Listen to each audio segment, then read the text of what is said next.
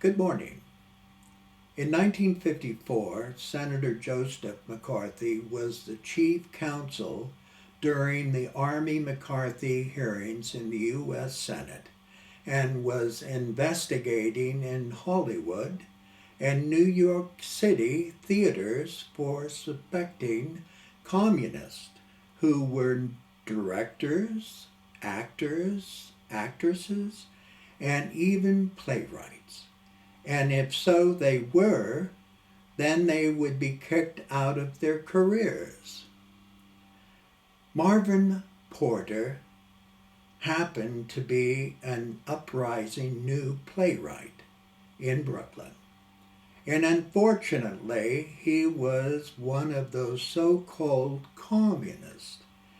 And Senator Joseph McCarthy and lawyer Roy Cohn kicked him out of his playwright career. Later on in his life, Roy Cohn happened to be Donald Trump's lawyer in the early 1980s. And Roy taught all of his tricks over to Trump. And Marvin Porter in 1963, he was in a small apartment, all alone, and having only one brother, and he hadn't spoken to his mother ever since Roy Cohn and Senator McCarthy kicked him out of being a playwright and ruined his life. Marvin soon enters, moving into the kitchen, getting a glass of milk, and sitting at his desk. He begins typing. Soon, he is interrupted by opera music coming from next door. The music is sidetracking him, and he struggles to keep typing, and he abruptly stops. He briefly paces the floor, and with his patience running dry, he pounds on the wall. The opera music promptly stops. Satisfied, he continues typing. There is a loud knocking on his entrance door. He freezes. Who is it? Your neighbor! What do you want? I would like to have a word with you, pounding on my wall. I'm a little busy at the moment. Can you come back later? No, I think this is the perfect time to talk. I'm working on my important matter. I'm sorry, it will have to be later. I'm not leaving until you open the door. In a panic, he surveys the surrounding mess of his apartment. Give me a minute! He grabs books, magazines, cups, and clothes, and is only reshuffling the messy piles into new ones. He opens the entrance door, seeing a young woman who is casually dressed and in her early 30s. She is Sammy Olivia Merriweather, a British actress. What's the problem? The next time you communicate with me, I'd appreciate you politely knocking on my door instead of sending barbaric overtures. It was rude of you, and I want an apology. Your music was loud and bothering me and my work. I do apologize, if that is true, and the least you can do is to give me an apology. Your opera music came first and my knock on the wall came second, so why should I apologize at all? I just apologized to you, and if we are to be neighbors, shouldn't you be grateful enough to admit knocking loudly on the wall wasn't the right thing to do? I don't think knocking on the wall deserves an apology, but I will say next time I'll knock on your door. Fair enough. It's not gracious, but it's a resolve. I'm Sammy Olivia Merriweather, and you? So she offers a hand to shake. He reluctantly doesn't take her hand. Marvin? Marvin? Porter. I don't mean to be rude, but I really need to get back to my typing. You're a writer? Yes.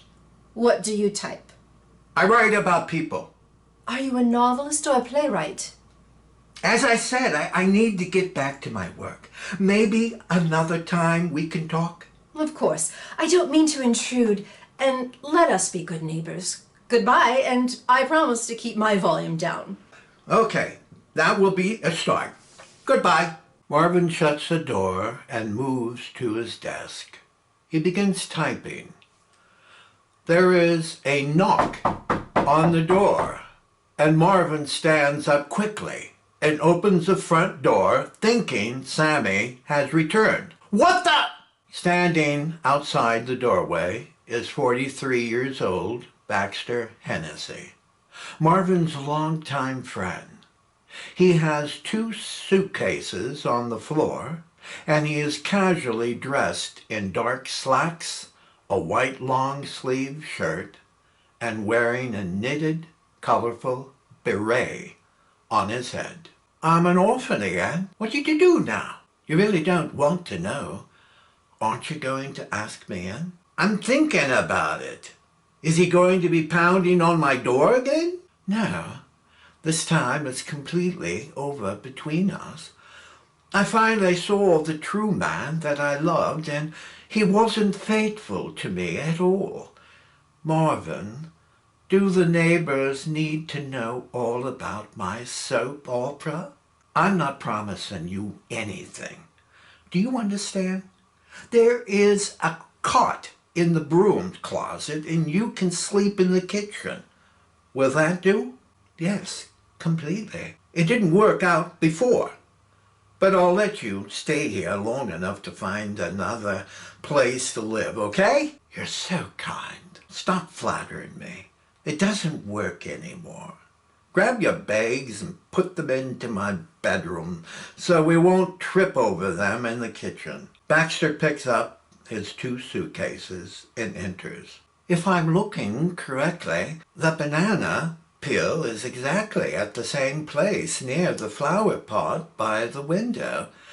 How many weeks ago was that? Don't bother me. Well, into your bedroom I go. And what marvelous surprises await me there. Don't touch anything. I like everything just where they are. Baxter enters the bedroom, and Marvin sits at the desk and begins typing. Baxter speaks from within the bedroom. Marvin, your closet is filled to the brim, and your bed is so low that I have nowhere to put my suitcases. Put them under the window. I count there is a pile of clothes 1 foot high. Just push them out of the way then. I'm afraid to touch them without wearing rubber gloves. I can already see it's not going to work. Don't fuss, Marvin. I'm using your baseball bat to beat them under your bed. Baxter, are you capable of being quiet while I do my work? I can be as quiet as a morgue, if you like. You haven't changed 1 bit. Marvin returns typing, and there are noises heard in the bedroom of items being pushed around. Baxter soon steps out of the bedroom, and he stands near Marvin typing. I'm not quite sure who you're frightened of most, the gorilla or the pussycat that not only purrs but bites. What are you talking about? When earlier in the morning, as I contemplated knocking on your door, I first saw your brother George entering your apartment, and I also watched the young lady spanking your Fanny. I'm writing. Don't bother me. It's old history. I caught a glimpse of her when she stormed to your door. She's lovely. If I must say, oh, Olivia, oh, I absolutely adore that name. Oh, did I ever tell you of the time I met Olivia de Havilland? Her name's Sammy. Yes, short for Samantha. I remember a tomboy by that name in high school. She changed it to Sammy, cut her hair, wore holy blue jeans, and wore hot red sneakers. She had the face of an angel, but she was always Samantha to me. Can this wait? Marvin continues typing. Of course not. I haven't shared my story yet. I was invited to a party in Upper Manhattan, one of those posh affairs where everyone's standing around the piano singing songs, smoking cigarettes, sipping tall glasses martinis, and joyously laughing. Oh, women are so delightful when they're laughing. But, of course, you wouldn't understand that, would you? And there she was, sitting alone on a veranda, looking seemingly content, and I was absolutely bewildered that no one was with her. A large lump lodged into my throat at the notion of speaking with her. Marvin stops typing. Is this another fabricated fairy tale? Heavens, no. It's the truth. I always tell you when I lie, don't I? I quit counting. Don't be a bore. It's so unattractive. Now, where was I? You were on the veranda.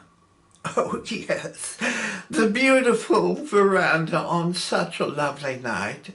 As I approached her, I felt faint.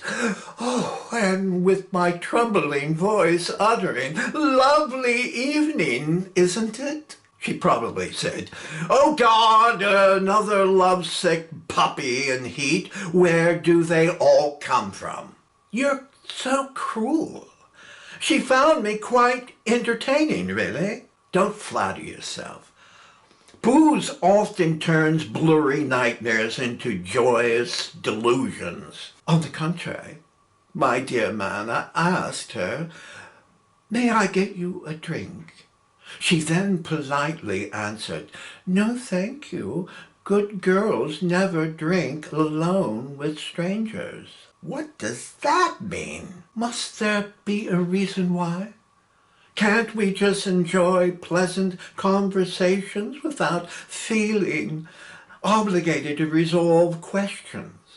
That's the problem with writers. You're always putting facts and figures into tidy little boxes where you can't smell the roses for fear they're not red enough, or how to keep from their thorny stems from ever pricking your shivering little fingers. Can't we get back to the veranda before the next ice age comes? You think I'm boring, you? I'm on the edge of my seat. You'll never guess what she asked me next. I'm speechless. She leaned back with her two gorgeous eyes, appearing ageless, and softly asked, "Are you an actor?" I told her I was. Then she wanted to know if I was working anywhere, so I promptly replied, "Why, yes, I'm doing No Coward's Private Lives on Broadway. I mean, off-Broadway, that is." She enthusiastically encouraged me with a smile, saying, "Yes, but it's Broadway nevertheless, darling." Oh. From that moment on, we rolled with laughter, and she recalled her more embarrassing moments when performing on stage. Olivia was wonderfully witty, irresistibly charming, and incredibly kind in every way. Before we realized it, the party was winding down like a clock at midnight, and she glanced at her watch and said, "Thank you for this lovely evening, Baxter.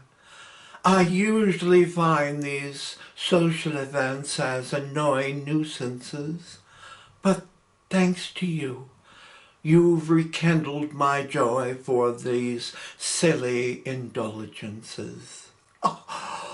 Oh. Baxter waited for his response. "Are you done?" "Done?" "Yes. Like finished, over, and kaput." You didn't appreciate a single word, did you? Does my opinion matter?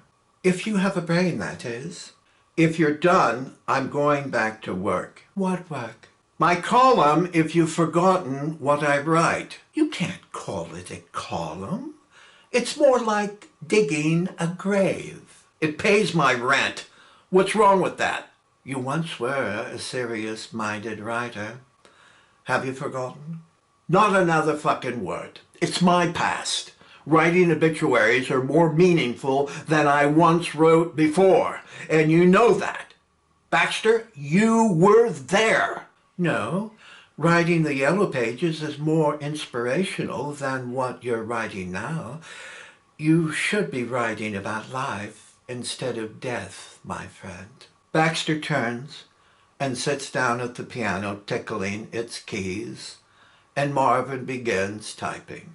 It's the indiscriminate tone in her voice, beneath her syllables, that made me believe she was attracted to you. Marvin stops typing. That's a pile of crap, and you know it. Is that what you think? Yes. Well, we'll see what comes of it, won't we? The woman hates me. Perhaps, but looking straight into the sun, a person would hate. But the warmth it brings is divine. Why don't you take a walk? I'm getting bored with your lame metaphors. Marvin begins typing. Want to hear my latest? I plucked it out the other day after packing my suitcases to leave. Baxter begins playing and sings. Who am I? What is this feeling my soul is revealing to me? Where am I? What am I doing here? Will I conquer my fear now? Marvin stands and walks into his bedroom. I think he likes it. Lights go to black as the melody continues into the conclusion of Act 1, Scene 1.